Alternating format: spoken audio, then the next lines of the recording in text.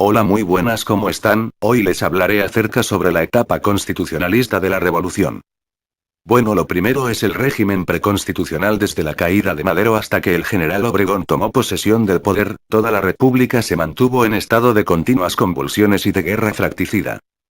En esta etapa trataba de reivindicar los principios fundamentales de la Constitución, que habían sido violados por el asesinato de Madero y por el asalto del general Huerta al poder. Mediante el pacto de la Embajada o de la Ciudadela, Victoriano Huerta asumió a la presidencia provisional el 22 de febrero de 1913. Parecía que la contrarrevolución había triunfado definitivamente.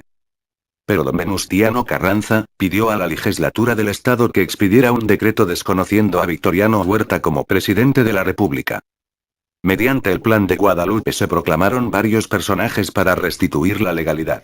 Este plan fue firmado en Ramos Arizpe, Coahuila, el 26 de marzo de 1913, en el que participaron el militar Jacinto Treviño, y los generales Francisco Sánchez y Lucio Blanco. Se designó a Carranza como primer jefe del nuevo ejército hasta que pudiera nombrarse al presidente de la República. El Plan de Guadalupe era solo un plan político, pues no contenía principios de reforma social y económica. Su único objetivo era restablecer el orden constitucional de la República.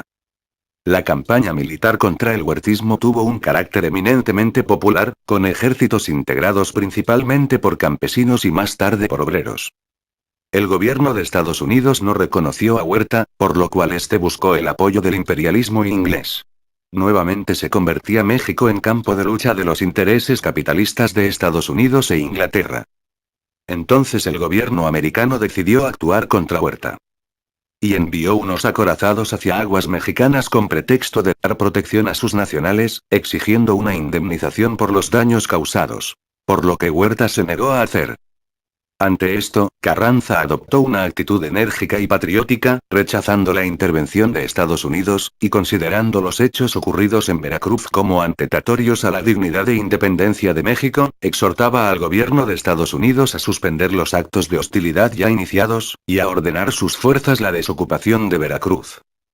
En la capital, Huerta disolvió las cámaras, encarceló a los diputados de la oposición y aún ordenó asesinar a los más valientes y enérgicos.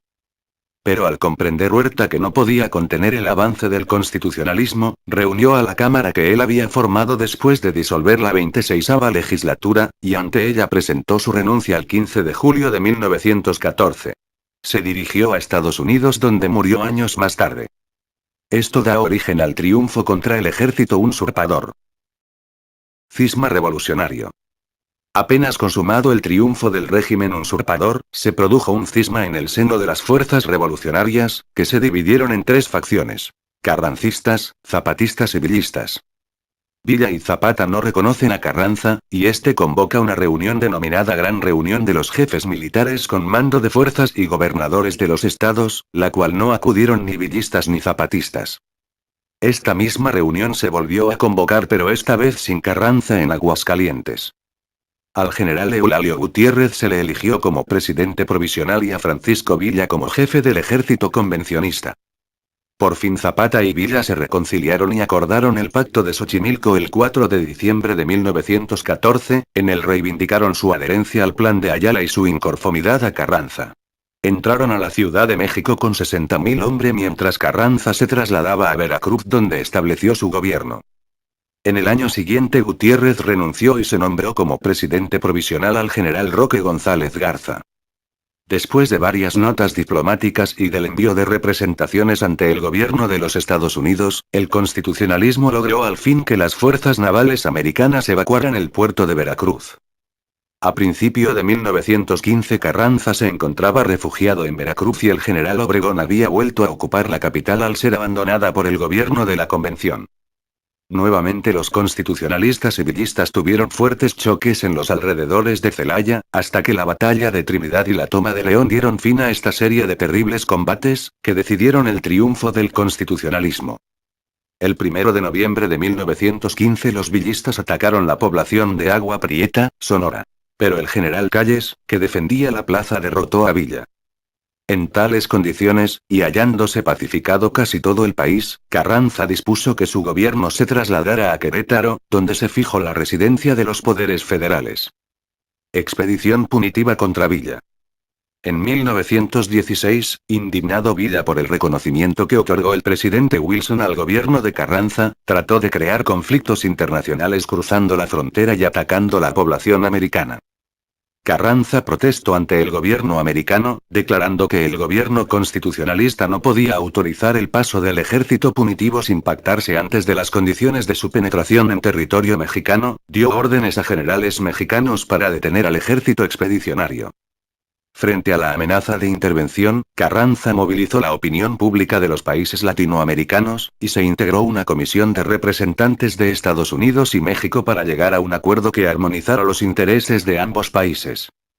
Las conferencias se iniciaron en Nueva York. En ellas se trató de que México garantizara que el triunfo de la revolución no perjudicaría los intereses de los Estados Unidos. En el mismo año se firmó el tratado que acordaba la salida de las tropas expedicionarias. Pero no fue sino hasta el 6 de febrero de 1917 cuando éstas abandonaron el país, sin haber logrado su intento de coger prisionero a Villa. Reformas preconstitucionales. En el curso de la lucha de los constitucionalistas contra el villismo y el zapatismo, la Casa del Obrero Mundial, centro de propaganda de la doctrina sindicalista, había reanudado sus tareas, después de que el ejército usurpador Victoriano Huerta la había clausurado en mayo de 1914. Para que Carranza pueda obtener el apoyo del proletariado en su lucha contra el villismo, celebró un pacto con la Casa del Obrero Mundial, comprendiéndose esta a organizar batallones de obreros para defender la causa del constitucionalismo. Así se formaron los batallones rojos. En la lucha decidió la victoria del carrancismo al hacer posibles los triunfos de Obregón. Carranza, por su parte, se obligó a dictar leyes que mejoraran las condiciones de los trabajadores y a incluir reformas de carácter social. Para ello fue modificado el Plan de Guadalupe por medio del Decreto de Adiciones y Reformas, por el cual se hacía saber que dicho plan subsistiría hasta el triunfo completo de la revolución. En el cumplimiento de este, Carranza expidió varias leyes, entre ellas la del municipio libre, la de la restitución y dotación de ejidos, la de supresión de las tiendas de raya y la ley para establecer escuelas en las fábricas y haciendas.